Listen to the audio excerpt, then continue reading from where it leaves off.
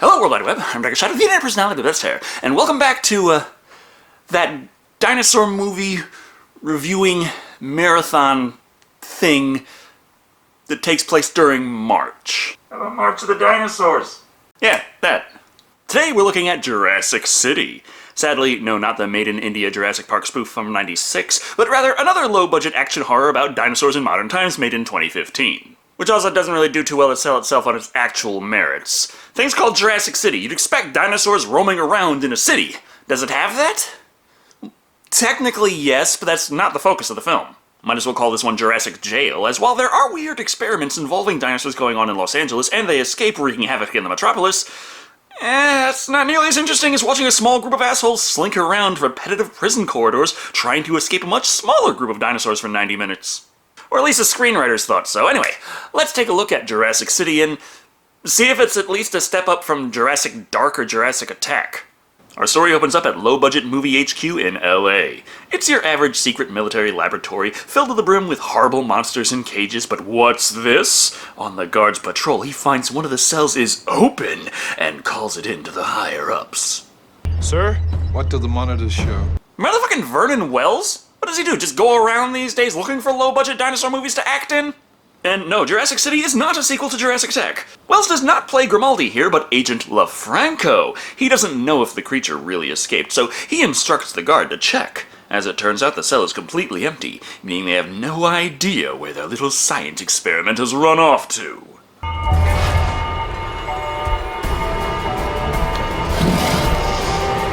Kinda makes me think he should have run into the dinosaur in the hallway before reaching the cell, but you know how this works. Giant mountainous piles of muscles, claws, scales, and teeth are very closely related to Ninja. So he's fucking dead. And of course, rifle fire does fuck all against dinosaurs, but don't worry.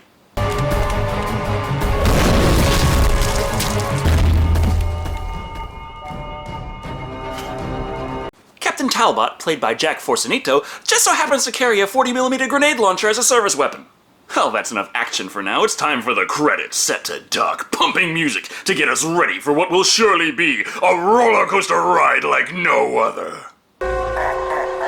I'm a beast. I'm a monster. I'm a beast. Oh, it could go to secret military experiments and dinosaurs running amok to fucking college students getting drunk. I guess that works too.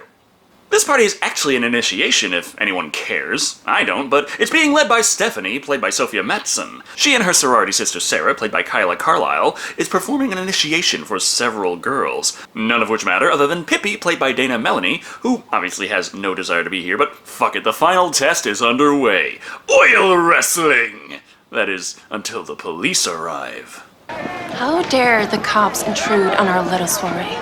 That's why you're supposed to have your college parties in a sorority house or a frat house, not a random fucking house off in suburbia somewhere.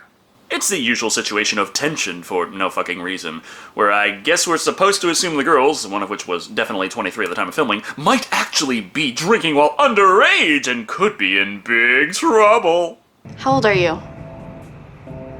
21. How about you show me your driver's license? But the college students also seem to have the brains of 12-year-olds. Really, fucking firecrackers. At least get some tannerite. That'll get the cops to shit their pants. This distraction means they have the chance to escape.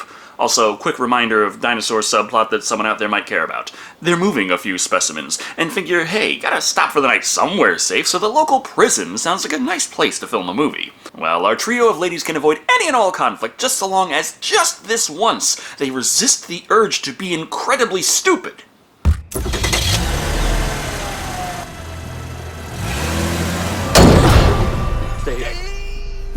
Let's vote out. Oh, but it's a horror movie after all. Wait a minute, is it? I mean, the car actually started when they turned the key. So forget the pre-cuffed pranksters. The collection of cunts are captured and brought right down to the Elkwood Detention Facility, run by Warden Lewis, played by Ray Wise. Yes, sir. Listen to me, you're in a horror movie.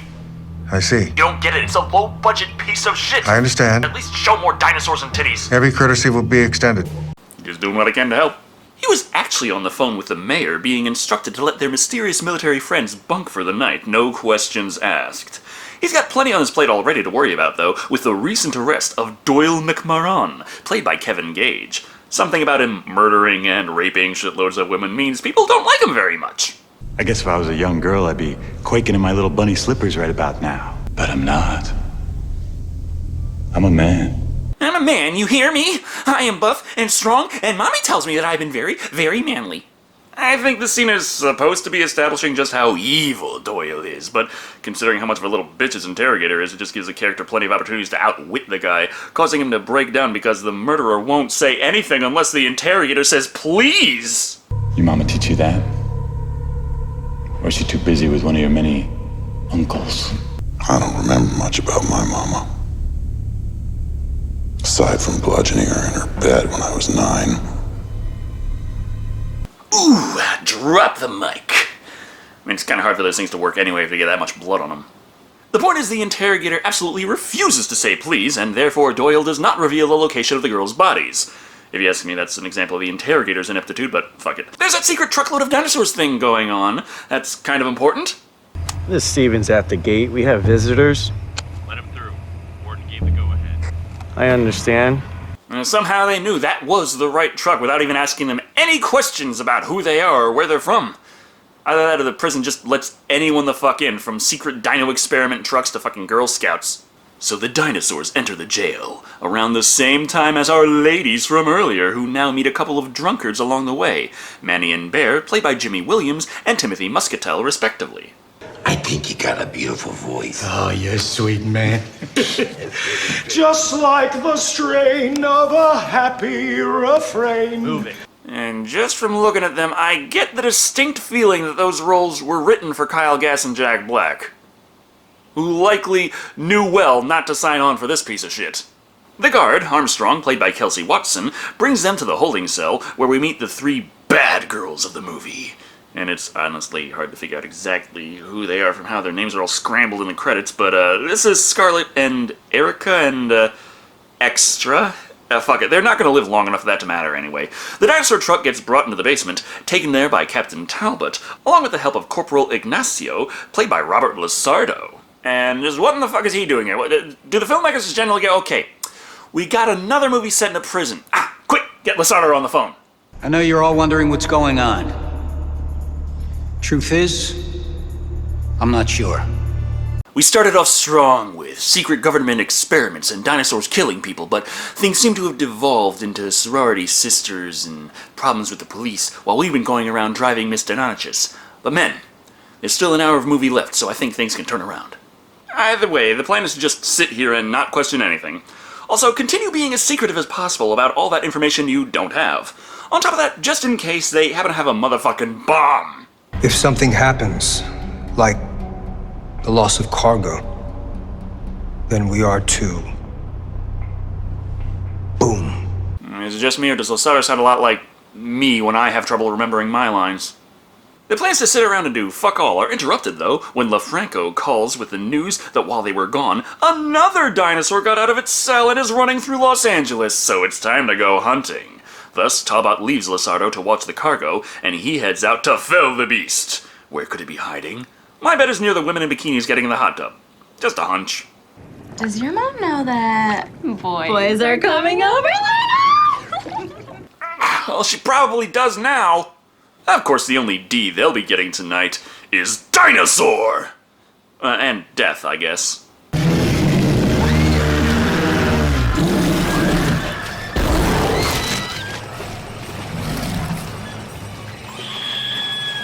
Despair too, but, they're not getting the D they wanted is the point. Oh yeah, but there's that super evil murder guy person the prison has on hand, and they have to keep him as securely locked away as possible. As such, his tiny-ass escort walks him past the reception area on the way to his holding cell. You know where you keep your high-profile psychopaths, right next to the drunk tank. We gotta keep up with all the little plots, though, and while the hunters are out with their handy-dandy dinosaur detector, the warden is just getting word as to exactly what is going on downstairs. Our guests seem to be heavily armed. The count is 4 individuals. Okay, Sergeant, I want you to talk to them, but go slow. Ask them if they come to the prison often. Compliment their rifles. By going slow, I certainly hope the warden men barge in on them, berate them, and start yelling about everything they find that is slightly off kilter at the worst possible time. Is that an explosive device? Your jail? Do you know what that would do down here? Step away. Step away!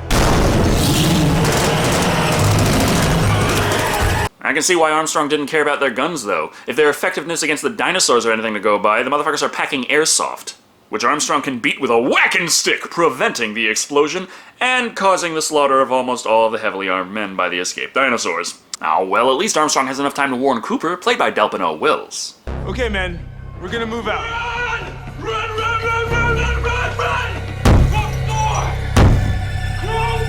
But for some reason, everyone just reacts like this is how he normally acts when his blood sugar is a little off. They change their tune once the dinosaurs show up and start killing everybody. I mean, they don't close the doors or anything, but they scream a lot, also.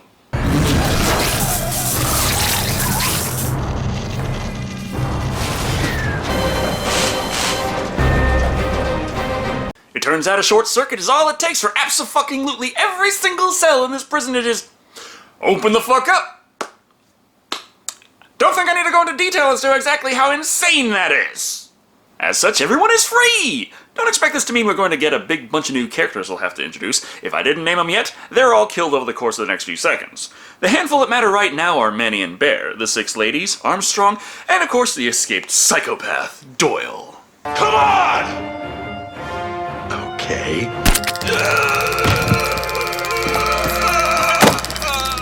Okay, so now it's effectively him alone with 6 young ladies. Dinosaurs? Dinosaurs, you can come in now. Or Manny and Bear. I guess that works too. Everyone's confused as to what the hell this movie even is, why everyone screamed a second ago, and the doors are just unlocked and what the fuck is going on, but who cares? The bad girl trio decides they want to leave, and Bear decides to go where the poon is. His friend, though? I'm gonna stay. What are you talking about? We're a team. Let's go. Bear, I appreciate that, but I'll be all right. I haven't seen the monsters looking around the halls yet, but I feel like I'll be much safer near the tall, bald, muscular psychopath. Go have fun with all the ladies and the drugs and the alcohol. So Bear leaves with the babes to get bitten to hell and back, but that's probably boring, so instead we jump over to the dino hunting group out in the city, where they find the house from earlier, and according to their dino detector, it's still nearby.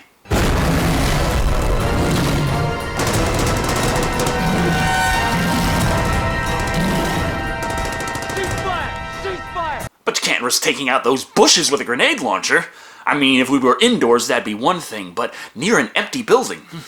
Now that they've failed at their job, it's time to jump back over to the prison, where our group wanders down the halls and finds out very quickly why that wasn't a good idea.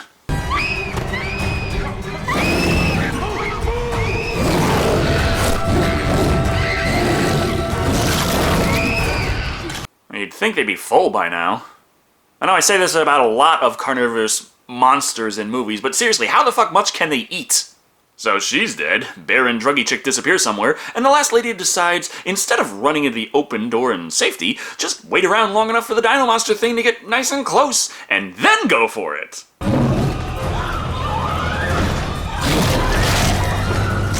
But considering the guys closed the door on her before she even got anywhere close to it, I guess maybe her delaying running off to it at best made her live a little longer. However, the main group now realizes, hey, this is a fucking dinosaur movie! This is the perfect time for the warden to get in contact with the group over the radio, and for them to start yelling at the guy. This is some kind of experiment, right? You people drugged us, and now you're trying to see how we react to extreme hallucinations. I wish I could say that was true. I could seriously go for just about all of the drugs right now. Can't take them yet, though, as the warden has an idea. Even though his employee got killed and smashed the electronic controls causing the predicament in the first place, somehow they fixed themselves to the point where he can be the guy in the chair and strategize with them over the radio, figuring out how to get everyone out of here alive. If only they had more help, though.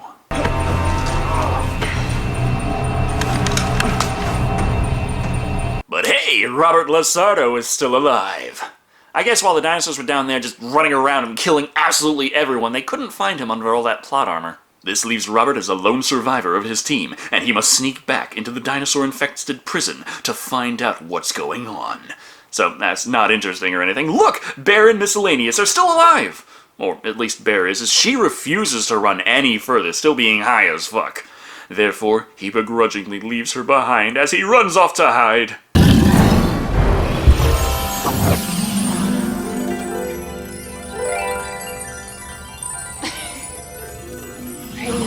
Little did she know, this year, Easter lands on April Fool's Day.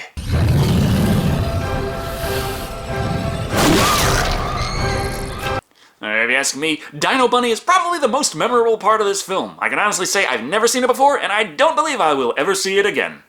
So while Bear hides in the fridge, where the dinosaurs are sure to not look for food, we go back with the main group for them to figure out how they're going to survive this situation. Sure, they're locked in an area of relative safety, and the warden did say he's coordinating with them to find a way out, but the fact that they can't use their cell phones to call for help means that maybe they can use that payphone to call for help. You know, after they're done dicking around trying to make sure there's no dinosaurs down that other hall, and figure out which one of them will be the one to make the call. No, Dad.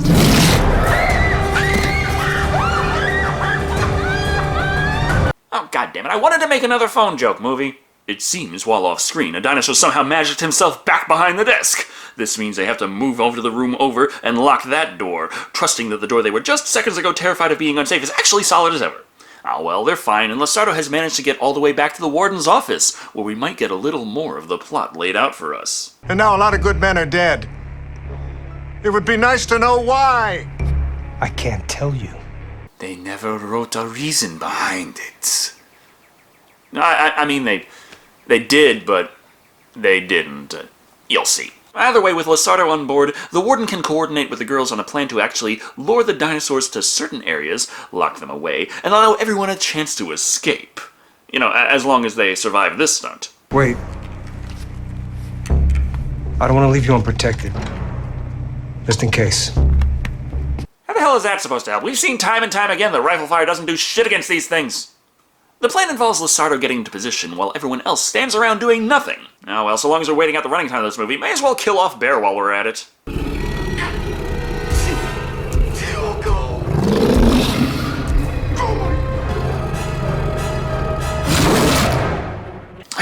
Should have tried hiding behind the milk. Oh well, back to the plan. We know there's 3 dinosaurs loose in the building. Somehow, though, getting track of 2 of them should mean that they're safe enough, right? However... Peppy! Stop! Don't proceed any further! Oh, damn it, one waddled his ass out of there. So they captured 1. Good. Well, its captured isn't going to kill Shado over here. And the next time it's out of frame, we can forget about containment in this prison at all, and it could be anywhere. Ah well, new plan! The military guys arrived with a lot of guns, right? I mean, they didn't work where the fuck, but they had them! Therefore, the group needs to get down to the basement and find those guns. This means they have to split up and leave Stephanie's ass behind, along with Manny, because they'll just slow him down. Oh yeah, there's still that thing with Talbot hunting a dinosaur, though.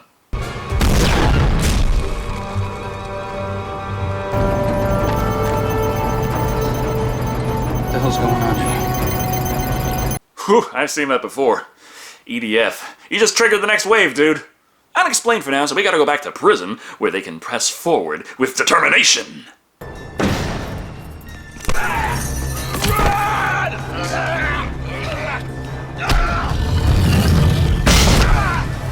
Or break down and fight each other like assholes, greatly increasing the chance that every last one of them is going to be killed. The tension rises when Doyle demands the girls let him through to escape the dinosaur, or he'll kill Armstrong! Considering Armstrong tackled him first, and would die either way, it's hardly a sane situation for anyone in there, but fuck it. Warden runs in with a gun to fire indiscriminately before luring the dinosaur and shooting his endless magazine into the computers so much they blow the fuck up!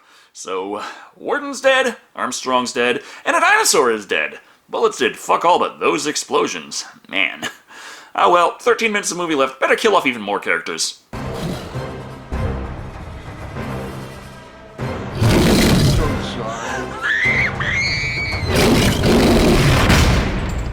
And the body count is boring. With that, Pippi and Sarah make their way to the basement, while the movie stops to remind us all the little green blips were in fact that shitload of big green killing machines, and then it's back to the basement. Like the blood and bodies, it seems the guns are pretty much all gone except for the couple that Doyle manages to come across.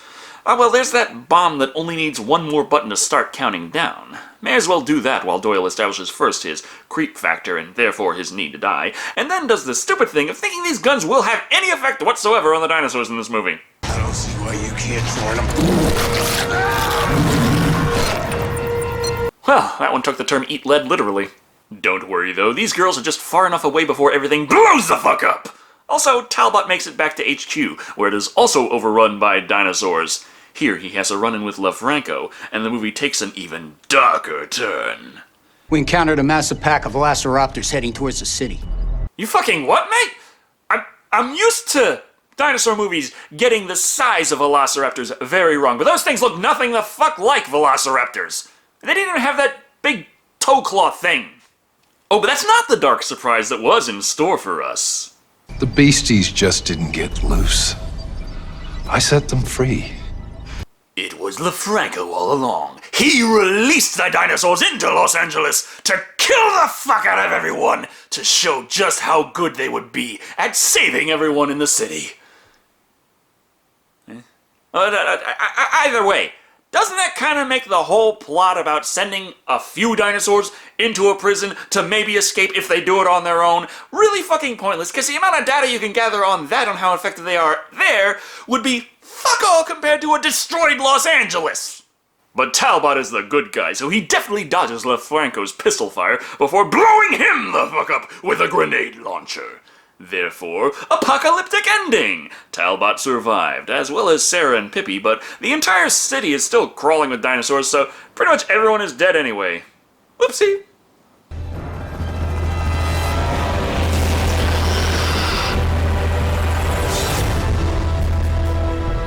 Does that mean the two girls died as well? Little victories. Anyway, that was Jurassic City. And it's bad, but oh so cheesy. It takes itself a lot more seriously than Raptor Ranch, but the acting and writing and everything don't hold up even as well as Rise of the Dinosaurs did. This leaves us with a movie that, while not good, can be fun, at least with friends, or alcohol, or both. It's kind of funny that when I started watching, I saw the shit dinosaur effects and saw Vernon Wells as the bad guy, and I started wondering if this is actually some kind of a sequel to Rise of the Dinosaurs. It gives you an idea of exactly what kind of quality we're dealing with here. Jurassic City has shit, repetitive, and badly animated CGI things.